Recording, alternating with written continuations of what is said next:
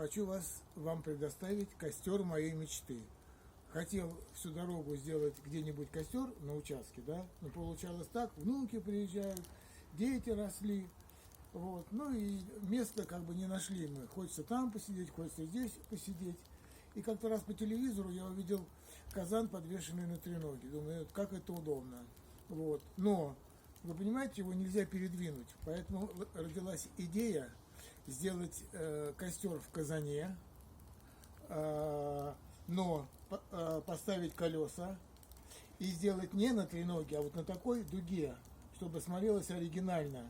Вот, потому что вот вы видите, да, я могу спокойно перекатывать этот костер. Вот. Казан висит на цепях. Дальше здесь стоит блок, что когда ветер дует с одной стороны, я могу повернуть, вот, чтобы костер горел равномерно. Вот. Дальше костер находится на минимальной высоте, чтобы не портить газон. Вот. Поэтому, когда сидишь около костра, вот, можно всегда как бы, наблюдать, костер находится ниже тебя, ты сверху смотришь на костер. Поэтому можно подкатить скамеечки.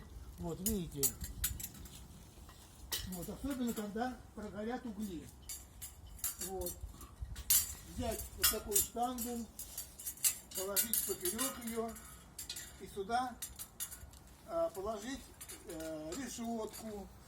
Дальше коптильню можно. Вот. Если вдруг вы хотите, чтобы костер быстро потух, и он не такой большой, можно его моментально накрыть крышкой. Вот смотрите, как раз, и костер затухнет, останутся только угли. Все, как бы все это безопасно. Вот, поэтому вот я открываю, костер опять дальше горит. Вот, значит, еще удобно очень делать на нем плов. Для этого существует вот такой подвес с крючком. Вот, его зацепляем мы.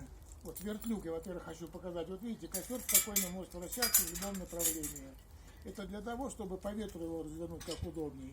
Потом мы дальше прикрепляем вертлюг. Сюда вешаем казан, в котором будем готовить плов.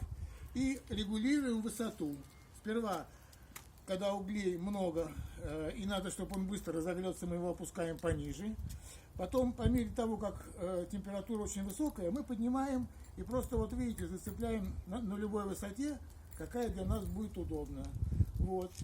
И по мере того, как углей становится меньше, вы казан можете спокойно еще раз ниже опустить. Вот.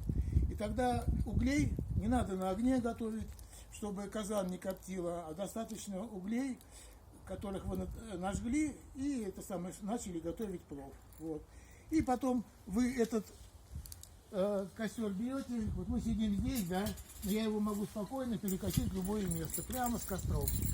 Тем более сейчас такие тяжелые условия, тут нельзя жечь, дом близко, снимают вас.